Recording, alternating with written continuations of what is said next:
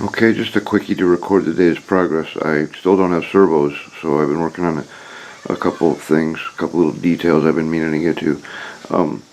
I have permanently installed the engine screen and the entire exhaust, and it is completely plumbed and sealed and ready for whatever smoker I attach on the inside. Still up in the air about that. Now, a couple little details I've been meaning to get to. If you look on this door, you can see it's got that little square post on there, that little stud. That's like for a lock. You know, it's got a key with a socket that size. There's another one right there.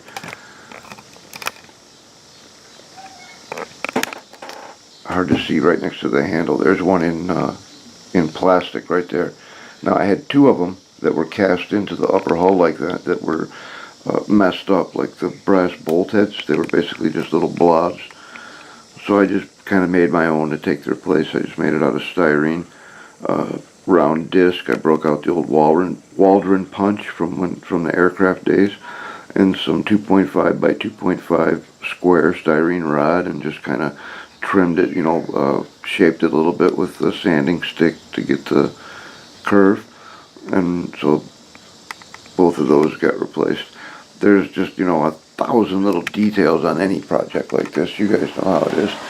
And another one that has been bugging me that I've been meaning to get to is the power cable for the no-tech light. It was originally cast in, and like the bolt heads, it was just, it had just crumbled away. So I made a little block for like a little junction box there for the wire to plug into, and that's just a piece of solder that I've used as a cable. And once it's painted, it'll be great. It'll look just like conduit.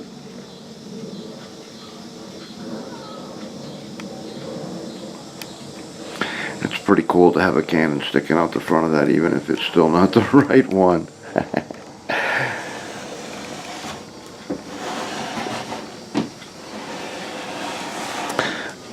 One of the things I got to get to soon is installing all the hangers for the skirts.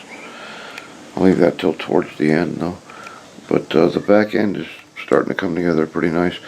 I'd like to put the spare track links up here, but I need to wait till the paintball is complete, because it's going to be upside down a lot until that is all done. Oh, and the engine screen is fully functional. I can open it if I want to let sound, because I did open up that grill, or I can close it, and so you have to be able to close it so that you can open this hatch so that you can access the nut that holds the lower hull in place. So that's where we're at now. We'll see you next time. Okay, I know 20 thousandths of an inch doesn't sound very thick, but with this brass, it's thick enough that the etch mate is just way out of its league. It won't clamp this securely enough to bend it at all. So what I've done, I'm probably doing this all wrong, but I don't know, it's working pretty good for me. What I've done is I grabbed a set of parallels from the shop and clamped them together with a C-clamp. And if I had a good small ball peen hammer, I would probably use it. It's a little big for my little brass hammer, but I like this tack hammer. I don't know, you got to use what you got on hand, right? And like I said, I'm probably doing this all wrong, but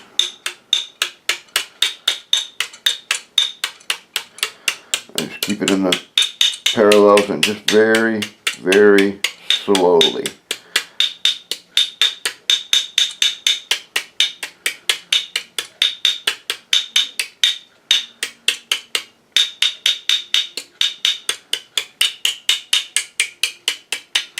I'm always watching the parallels too to make sure that nothing has slipped.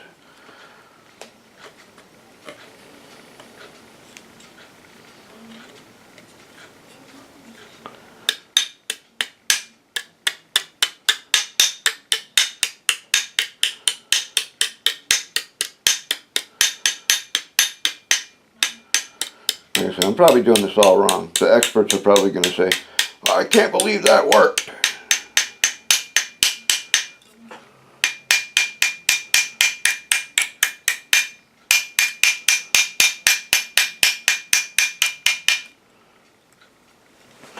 Okay, that gives me my initial bend.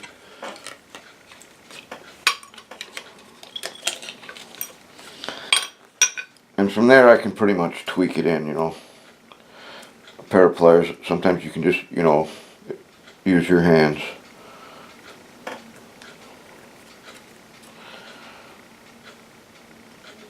That's not too bad a bend. It's got a decent radius to it. We've got to do this side too. And then I'm gonna take a crack at soldering these together, and I'll do a video of that too. I found there's a couple good ways to, a couple different good ways to solder this stuff. And thanks a lot to Tom. He was really excellent with his advice. He pointed me in the right direction. Okay, here's one of the methods that I'm using for soldering these. I have to solder this joint right in here. It's the inside of that band. I don't know how well this is going to show up for you guys, but so what I've done is I'm using this multi-core solder that I use for electronics, and so I don't need flux with it. And all I've done is I've cut a length of solder, the right length for the joint I want it to be in. I set it down in there. Then I take my little mini torch, spark that up. This one's broken. It's supposed to have an electric igniter, but I have to do it with a lighter.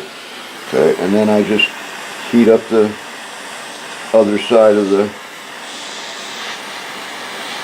and then it flows right down in there, and that's it. When that cools, that joint will be good to go. But now you want to be careful because this will get hot way down here. It'll take a second, but the heat will creep down there.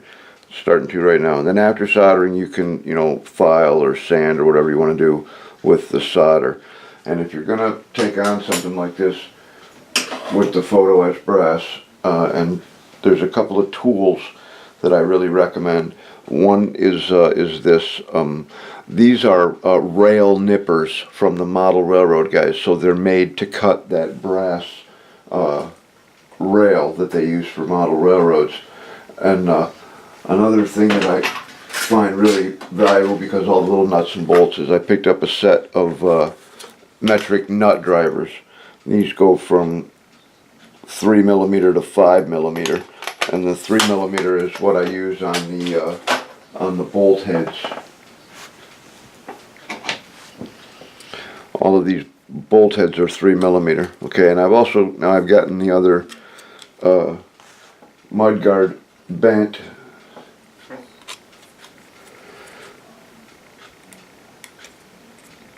And this will bolt on right here.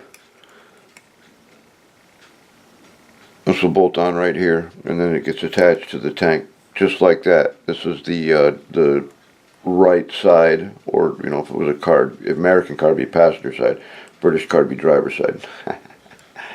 But that gets bolted together and goes down on there. Here's one that's just kind of sitting in place. It goes on there like that. But like I said, these fenders are almost like a little model kit in themselves. So this one will go on the other side, and it'll go over here after this is all bolted together. This piece is already bolted together. I soldered it earlier here. Now I'm going to take a crack at soldering these together. I'm going to clamp them and solder in these joints and see how that works out. And then I'm gonna leave this just bolted on. I'll use Loctite on the bolts, but this is one thing that the rail nippers are really excellent for. Okay, when the time comes and you want to shorten these, all you got to do is set it on there, and that's it. It makes a beautiful little cut, and then you can put, if you didn't put Loctite on, you can put a drop of thin super glue in there, or a little dab of a JB weld over the top, and it'll hold that and it'll never come out. So that's what's going on with the front fenders. And you know, the reason I'm doing all this stuff right now is because the darn servos still ain't here. It's been like 800 years since I ordered them, and I'm still waiting. Yeah, it's okay. It gives me something to whine about, right? See you next time.